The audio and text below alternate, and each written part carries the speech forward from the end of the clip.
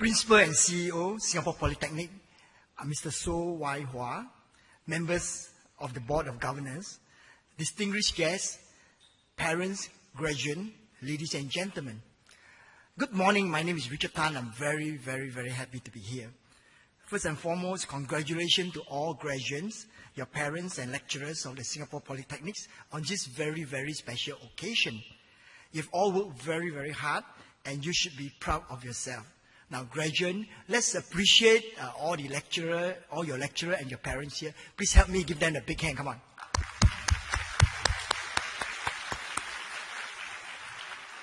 It is an honor to be speaking before you. I'm also a Singapore Polytechnic graduate.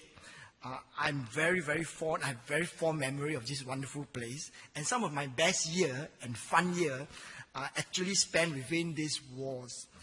When Mr. Roger invited me to speak, I asked myself this question. What did I wish someone had said to me when I graduate? Some of you in this room here are still on the lookout for a career opportunity.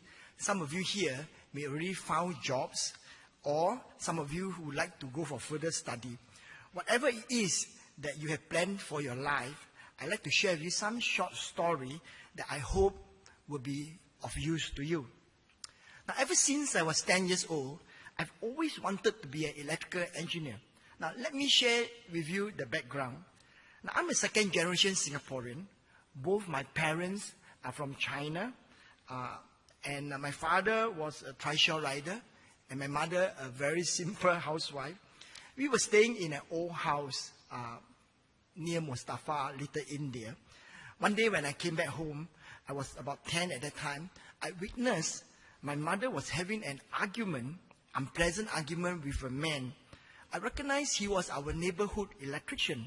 Apparently, my mother got him to repair a broken ceiling light, and he wanted to charge my mother $2, which today is about $50. My mother felt it was too cutthroat, and only willing to pay half of it. It was an ugly, ugly argument. That night, I told myself that I would never let anyone humiliate my mother again. When I grew up, I want to fix all the electrical work in the house for her, for my mother. I wanted to be the boss to hire that man. That was my compelling reason to want to be an engineer. As soon as I graduated, I can't wait to look for a job. Now, in the Polytechnic, we study Kirchhoff's law, Ohm's law, and many theoretical law that will help us pass our examination. I wanted to experience the real practical part of what I've studied. Many of my classmates, apply for a job in a HDB or URA or a PUB as a draftman or supervisor. But my first instinct is to look for a job that I can learn from scratch. I applied for a job and got a job as a storeman in a small electrical contracting company. As a storeman, I knew that I can get familiar with all the electrical engineering products, such as different type of cable size, distribution panel, switchgear, conduit, trunking, etc. There are few people working in the store, and I was the most hardworking one. The store was busiest in the morning when the company's lorries and pickup come, the electrician will unload all the raw material and send them to the work site. Now, after that, actually, it was quite quiet and there's almost nothing to do. Now, instead of going to link kopi with other workers, I actually volunteered and followed one of the site supervisors to go to the site. And soon, I not only become familiar with what is in the store, but also on the job site. Now, one day, when I went back to the office, it was quite late in the night, I saw there was light in the office. My boss was working on a tender. In fact, I asked him if I could help him. Now, he was fairly surprised because this is obviously out of my job scope. Anyway, he needed someone to add up some figure, etc. And soon, I even learned how to calculate tender. I was the only one in the office that knew what is in the store, what happened on the job site, and how to work on the tender.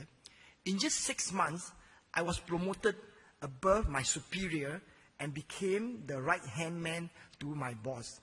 At that time, my pay was lower than many of my classmates working in HDB or URA. But never did I once let my low pay affect my positive working attitude and the opportunity to learn. I was willing to do beyond my job duty. In fact, after my boss passed away, I went to work on the oil rig. With the same positive working attitude and keen learning spirit and willingness to give more than what was required, I managed to make many, many friends. I soon became a popular and highly demanded engineer in the offshore industry. Now, here are some lessons, graduate. Number one, when you are young, don't just look at earning big money. Take the opportunity to learn as much as you can. Number two, make friends first before make money. Okay? Number three, find a compelling reason for doing what you are doing. This is really, really important because during the rough time, this compelling reason will become your anchor and strength to propel you forward. Now, today, I'm the chairman of a public listed company. I'm the chairman of Success Resources. We are the leading seminar promoter in the world. As the MC has mentioned, we run about 500 over seminars in 30 countries in 70 cities.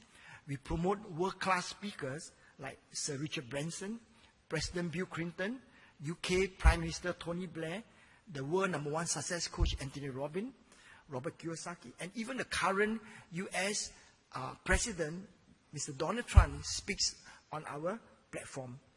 I started this business a little bit by accident 25 years ago. In the late 1980s, when there's an oil crisis, the oil price went down. The price of the oil was so low that the oil company actually kept the well, because every barrel that came out from the well, the oil company lose money. And I was laid off during this downtime. I have a good friend where I grew up together with. Well, you can guess, he's a friend from Singapore Polytechnic. Now, he volunteered me to help a non-profit organization run a conference. After the conference was over, somebody came to me and said, "Hey, Richard, you're quite a good organizer. Why don't you do it full-time?" And I said, "Why not?" So I've been doing full-time from that day to today, quite by accident. Now, if any one of you seated in this room here, if you ever organize any parties or any conference, you will know that it takes almost the same amount of time to organize a small conference or a big conference. Now, if it takes the same amount of resources and time to organize a small one or a big one, I ask myself this: would I want to organize a small or a big one? Of course, I want to organize a big conference. Now, during that time, the biggest venue in Singapore is the Singapore Indoor Stadium. It can take about 8,000 people at full capacity. Now, I'll ask you a question. If the capacity of the venue can take 8,000 people, what should my target be? Of course, 8,000. Now, after working several months, I did not hit my 8,000 target. I only got 5,000 participants for my first event.